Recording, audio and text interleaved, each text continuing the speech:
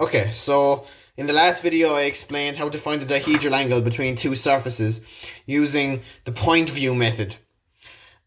So the second method of finding the dihedral angle between two surfaces is what we use rebatments. So in the last, again, using this video, I'm going to explain it using a 3D models as best I can. So I've got my pyramid again, same as the last time.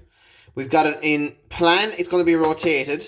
So the view we look down on top means that it's offset, it's not parallel to the XY line, but we can still see all three surfaces. That means when we look up on the elevation, it's going to be slightly just off like that. So we can see surface P and surface Q in elevation, and we'll see surface P and Q in plan. Now, exactly the same as the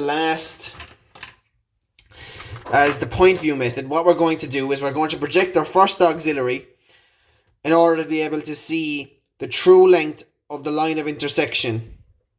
So we can't see the true length obviously in this view, and we can't see it in this view. So we need to project off an auxiliary view in order to find the true length of this line of intersection. And I've called them orange and blue because orange and blue are the surfaces that it touches, or that it intersects.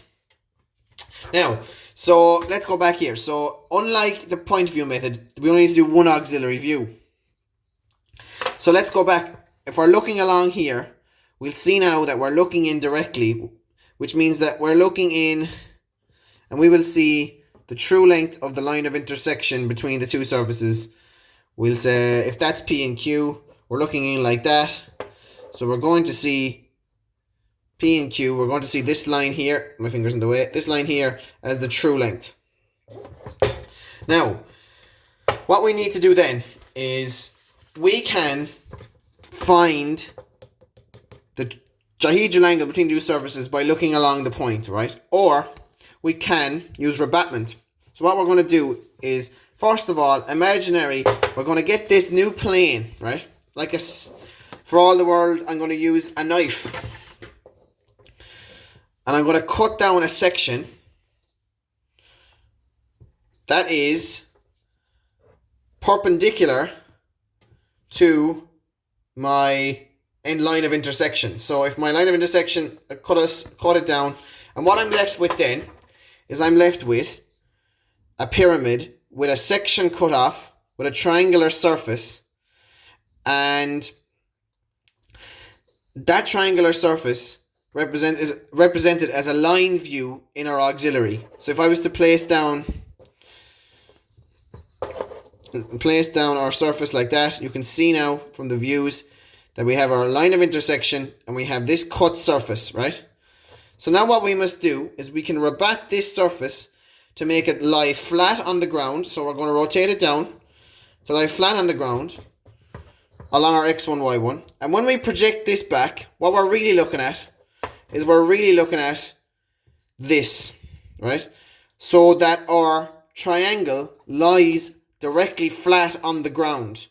And whereas if we're looking through like glass onto our plan, we can see that this triangle will lie flat on the ground, giving us the true angle produced between surfaces P and Q.